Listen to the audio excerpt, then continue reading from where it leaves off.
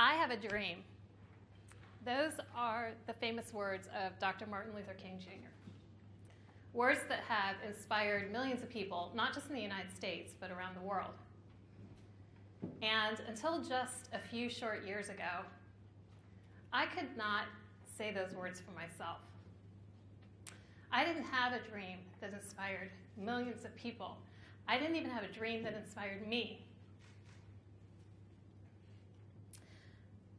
I had goals. I had lots of goals. I had lived my life on goals.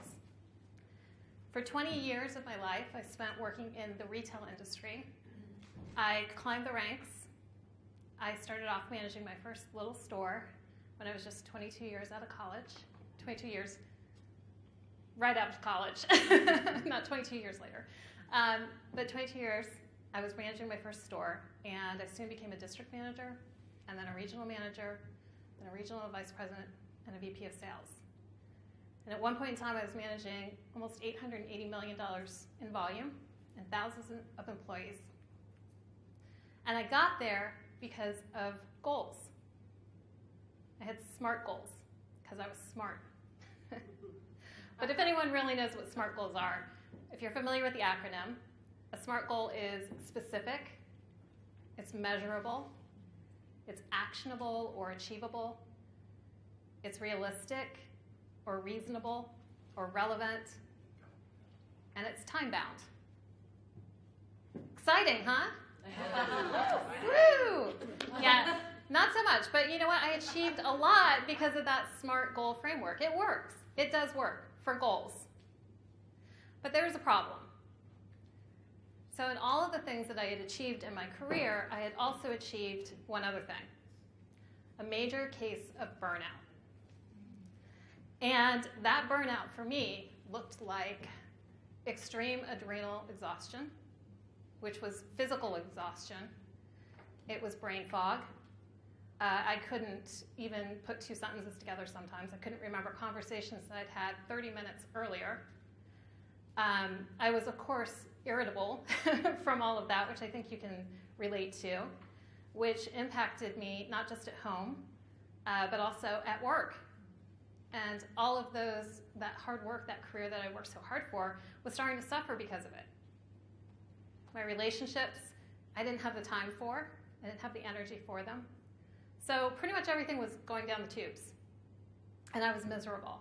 I was absolutely miserable. So all those goals got me, in the end, was misery and health issues. And I kept hearing from friends and from family, from my doctor, that I needed to cut back, that I needed less.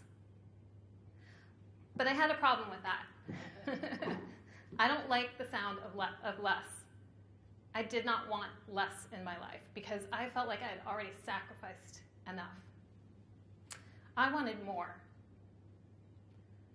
But I wanted more joy. I wanted more passion. I wanted more meaning. And I didn't know how to fix it, but I knew for sure that the answer wasn't another SMART goal. So what I ended up doing was looking for people that I believed had this elusive more that I was looking for. I went looking for those people out there, and they exist. There are people living that life, and I found them, and I started to mentor and coach and train with those people. And I started to get my more. And I realized that there were a few things that I was doing very differently than they had been doing. And when I started to apply them in my life, things started to shift and things started to change. And one of the first things that I recognized was that I had been a high achiever. I'd been achieving a lot. I'd been accomplishing a lot. But I wasn't a high performer. And there's a difference. High achievers get results. High performers sustain results. They get them and they sustain them. High achievers get their results sometimes with a cost, with those sacrifices. High performers get their results while maintaining their health and their happiness and their relationships. High achievers have goals. High performers have dreams. And then they use goals strategically to help them get towards those dreams and bring those dreams into reality. High achievers, they think from the head. High performers think from the heart, and they start from the heart. And that was a big lesson for me, because I had been so much up in my head for so many years, strategizing and planning and creating all of these big, strategies to execute and to achieve, that I was disconnected. I was disconnected from my heart, from my body. And as I started to get back into my heart and to my body and started to open that back up, that's when things started to shift for me. So as I started to put this into play and things started to shift, I had my energy back. I actually had energy, I had physical energy. I had the brain fog lift, which wasn't just about the mental brain fog, it was about clarity and what I wanted in my life too. I had passion back. Suddenly I felt revitalized again, and I knew that there was something here, there was something bigger for me, there was my more. I wanted my more here, and I was following this. And so as I followed my more, I realized the first thing that I needed was that dream that the high performers have. And so I created for myself my juicy dream. So you want to know what a juicy dream is? Yeah.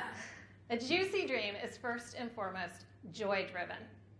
It comes from the heart. It makes you smile every time you think about it. It lights you up. It excites you. A juicy dream is unrealistic. It is unreasonable. It is unbelievable. And that's an important part, because a juicy dream requires that you go past the realm of believability and into your imagination. Nothing great that has ever been created in our lifetimes, or any lifetime, came when people believed it. It started in the imagination first. A juicy dream is also inspired. So the word inspire means to breathe life into. A juicy dream is something that breathes life into you. It makes you come alive, but it also requires that you breathe life into it. You have to take actions to bring it to life. You have to infuse it with energy. A juicy dream is also colorful, and it's actually more than that. It requires that you use all of your senses. It wakes you up. It wakes your entire body up. So you could describe a juicy dream by how it looks, by how it sounds, by how it feels, tastes, touch, all of it. And when you're doing that, you're waking up parts of your entire body, and you're activating parts of your brain that have been dormant, because we tend to live up in that brain. And finally, a juicy dream comes from your yearnings, your desires.